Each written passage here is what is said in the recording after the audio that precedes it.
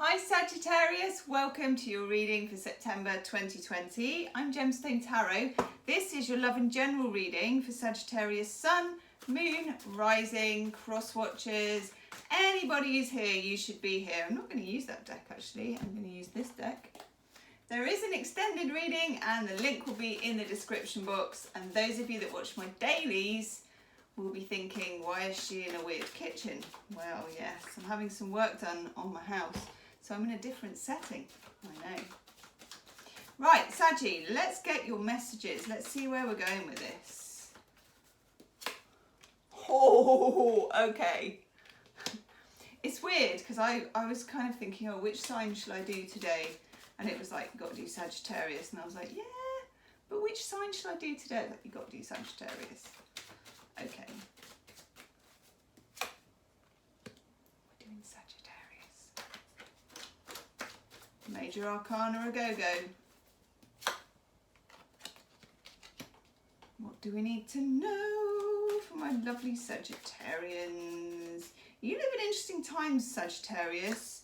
You certainly have done for the last kind of 6 months or so.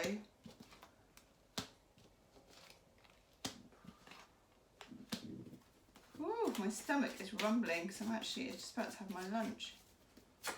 I've got to do this reading first. Oh my god. Saggy, McSaggy. What else is? Oh my god. This is a big reading for you. We'll get there in a sec. That's good.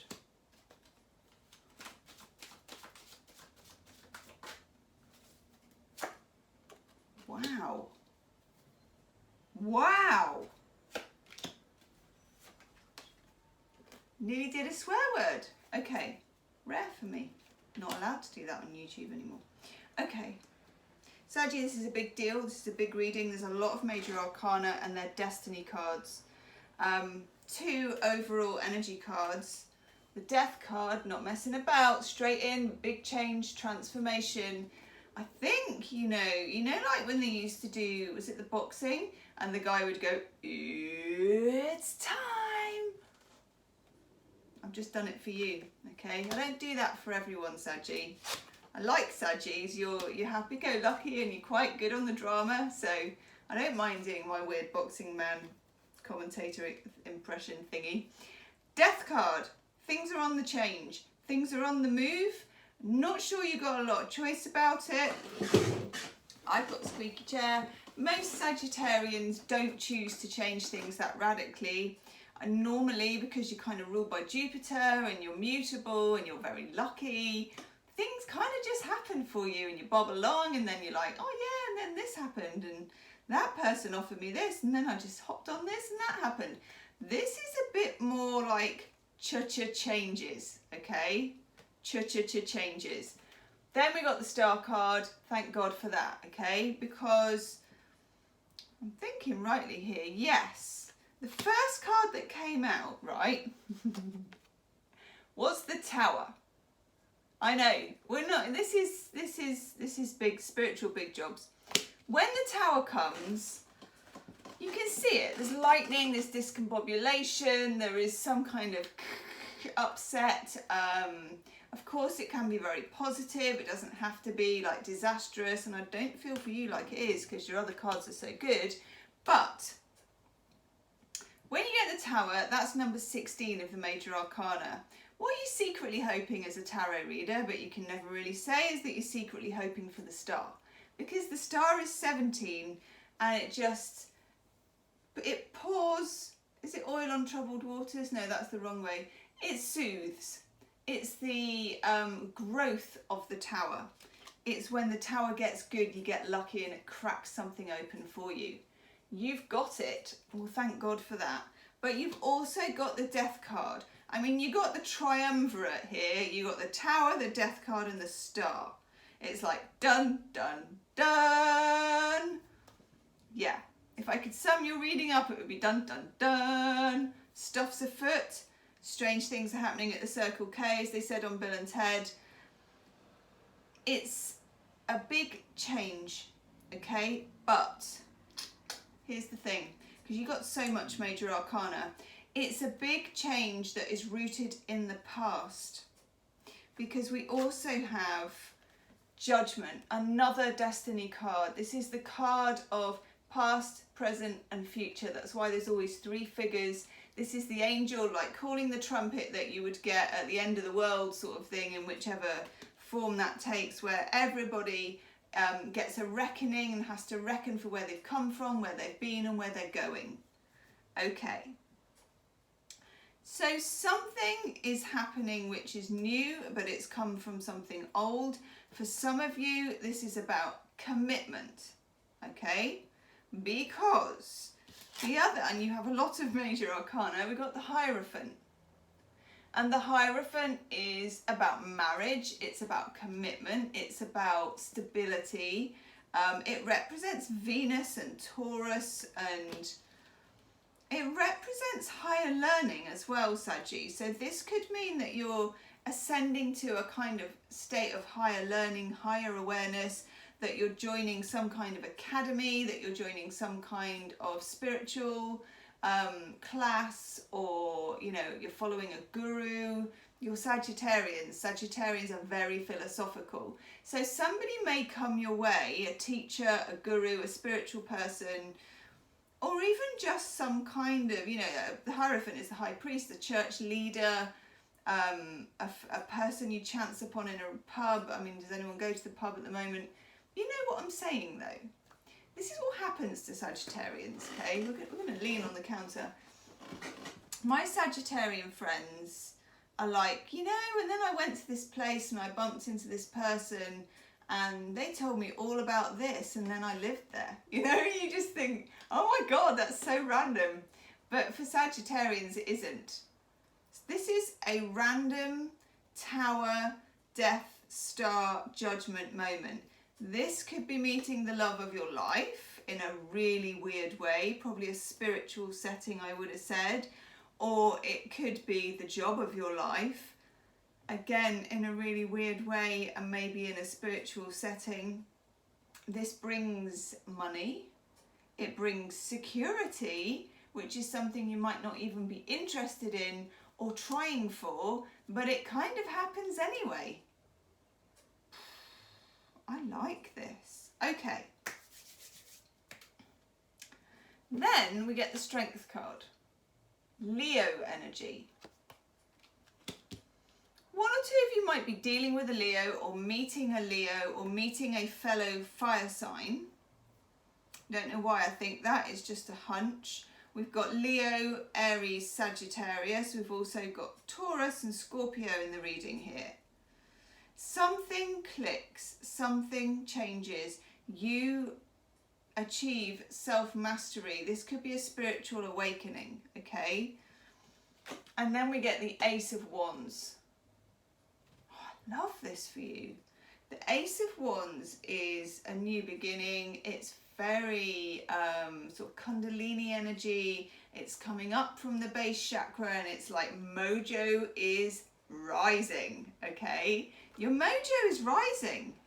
Your mojo has been like, I think your mojo took a bit of a hit about 6 months ago. You had a lot of serious stuff drop on your plate and you kept getting the King of Swords for you. And I remember doing a reading about 6 months ago saying this is a really boring person chasing you down the street, asking you to hand in a spreadsheet. It's that kind of energy. That's all burnt off. That's all kicked off. If you're in a boring job, Sagittarius, September might change that for you, okay? If you're wanting to meet somebody and for it to be like, not just like kind of love at first sight, but to be bowled over by something, that could happen to you. But also those of you, any of you that are connected with an ex, that could happen.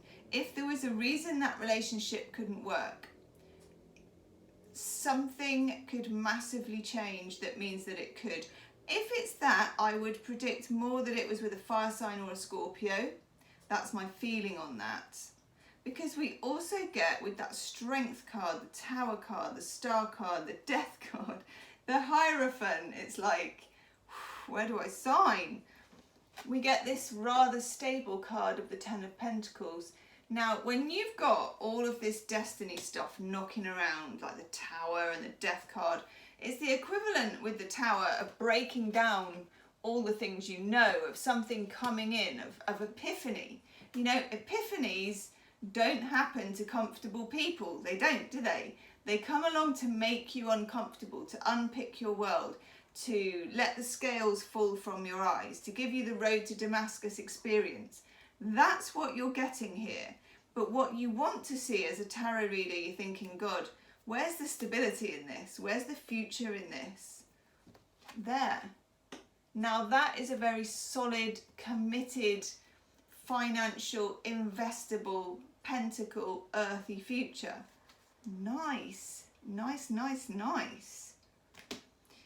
Those of you wanting to start a business idea, particularly a freelancey type thing, and obviously it's up to you what you do financially and what you invest in and what you do or don't do.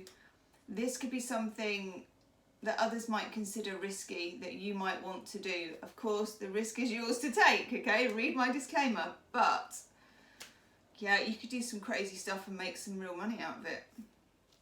It's weird, you could. Also, if there is a fire sign person in your life or you have a fire sign ex, some really weird stuff might happen. You know, like sometimes the universe seems to keep you from somebody, and then there's a series of events that do the very opposite and they bring that person to you. Yeah, exactly. I'm going to have a look at some Romance Angel Oracle cards. First of all though, I'm just going to do this one. Nine of Swords. Sagittarians tend not to worry too much, although sometimes you do get insomnia when you worry. Those of you that are dealing with an ex that broke your heart, that you thought you would never see again, you may have had dreams about them. You may get dreams about them around the very beginning of the month. The 2nd, I think, is a full moon in Pisces, a fellow mutable sign, and a sign for you that taps deep into your subconscious. You may subconsciously get wind of this through a dream or a message or a hunch or a feeling. Yeah. Calling in your soulmate. This is something you've done a long time ago.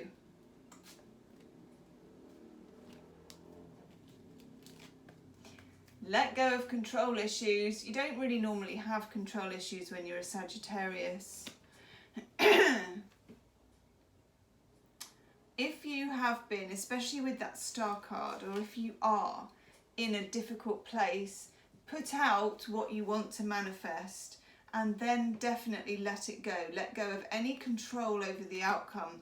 If you are embroiled in a situationship, things are going to happen that you couldn't have even imagined would happen, that the other person didn't know would happen. Feelings are going to fly around that you didn't know you had and they didn't know they had. How can you predict that?